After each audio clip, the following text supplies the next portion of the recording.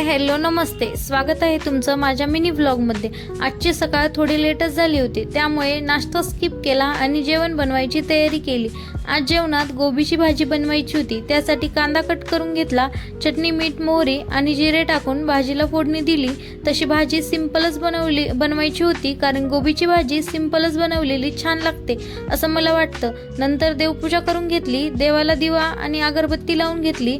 अगरबत्ती लावली की घरात मस्त असा सुगंध येतो, त्यामुळे प्रसन्न वाटतं। त्यानंतर जेवण वाढून घेतलं आणि दोघांनी मस्तपैकी जेवण करून घेतलं।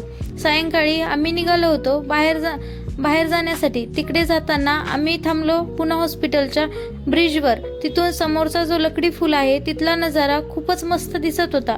त्यानंतर आमचा प्लॅन झाला चायनीज खायचा। तिथून आम्ही गेलो गोकुळ चायनीजला, कारण हे सांगत होते तिथे चायनीज खूप छान भेटतं। तिथे आम्ही मंचुरियन नूडल्स सूप ऑर्डर केलं होतं, त्याची टेस्ट तर अप्रतिम होती। तुम्हाला जर चायनीज खायचं असेल तर बेस्ट ठिकाण आहे। त्यानंतर आम्ही घरी आलो। तर असा होता माझा आजचा दिवस। बाय।